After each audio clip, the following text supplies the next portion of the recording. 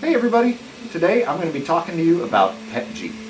For those of you who aren't familiar with PETG, it's an inexpensive material similar to PLA that holds some advantages as far as durability and temperature resistance. If you are familiar with PETG, you probably know of some of the challenges that come with printing PETG. It's not the most challenging material in the world to work with, but it does have some nuances. In particular, it's a very sticky material that's prone to stringing and under extrusion. It's also been said to me that there's no such thing as perfect PETG settings, that there's always a trade-off between durability and aesthetics. While that's true to some degree, I find that you still can get really good looking prints with pretty good durability, and the same is true vice versa. You can get really durable prints that still look pretty good.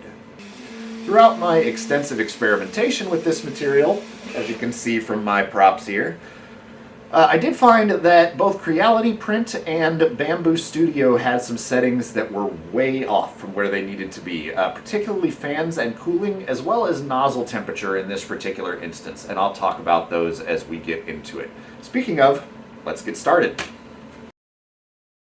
PETG is more hydrophilic than PLA, meaning it soaks up moisture easier.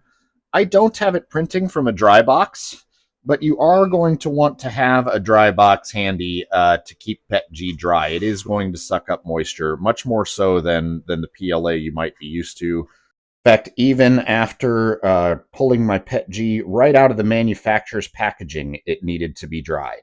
And if you have a vacuum sealer for storage, great. Otherwise, just a bag with some desiccant will suffice. Let's talk real quick about build plate adhesion and removal. You're going to want to use glue on your build plate, and this is actually not to help the PETG stick, but rather to provide a decoupling layer to help it come off easier. A word of caution too, PETG can actually bind directly to glass. So if you're using a glass build plate, I would definitely use a decoupler, and I would actually just avoid using a glass build plate with PETG to begin with. That being said, the temperature that worked best for me with a smooth PEI plate was 70 degrees Celsius. So the nozzle temperature that I found to be ideal for my PETG printing was about 210 degrees Celsius. Now, before all you PETG people come at me, that is lower than the normal temperature that you would print PETG at. In fact, the default in Creality Print is 250 C. The reason this is lower is because my particular PETG actually recommended that I print in this range of 205 to 225. Some manufacturers of PETG will put additives in their PETG to bring down the printing temperature just a little bit, and this is because some printers actually don't even go up as high in temperature as a lot of straight PETG requires. So they're trying to make their product a little bit more accessible. You'll notice that the 205 to 225 is kind of that same range as PLA would normally print in, so it makes it a little bit more familiar for people.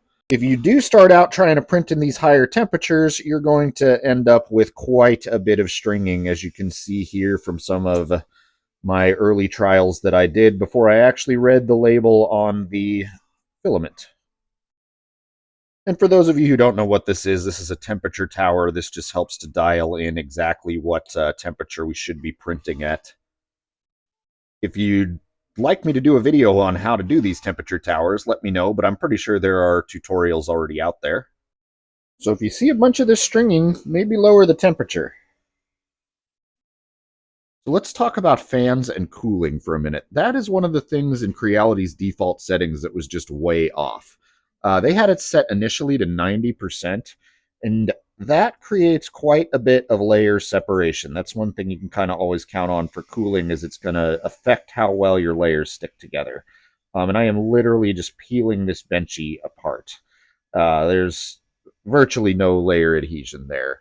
But even before dialing in all the rest of the settings, the stringing and under extrusion, once I got the fan taken care of, that layer adhesion problem went away. So fan at 30 to 50% is really what I found is kind of best, and that creates a happy balance between layer adhesion, durability, and stringing. But yeah, like I say, fans at 30 to 50% really seems to get a good finish. eliminates some of that last little bit of stringing, and also maintains good layer adhesion. One other small adjustment I made was in the Z-Hop. Z-Hop was set at 0.4 millimeters. I actually just reduced that to 0.2. Doesn't sound like a huge adjustment, but it did make a big difference with stringing. As far as disabling the Z-Hop, I did find that that actually made the stringing a little bit worse. So this seemed to be kind of that sweet spot of having just a little bit of Z-Hop. I did leave the retraction settings the way they were in the default. That's 0.8 millimeters of retraction at 30 millimeters per second, and that seemed to work out okay. One last little tip that has to do with supporting. PETG and PLA do not stick well to each other. So if you have the ability to do multi-material printing, you could say, for example, make a model out of PLA and support it with PETG, or vice versa, make a model out of PETG and support it with PLA. But what you'll find is that those supports break away very, very easily because of the lack of adhesion between the two materials. So it's something that I highly suggest you try if, say, you find yourself in a situation where you need a lot of support, but also still need the surfaces of a print to look good. Anyway, that's all I've got for you today. Like I say, everyone's PETG settings will look a little bit different, but hopefully this gives you a really good idea of where to start. Thanks for watching.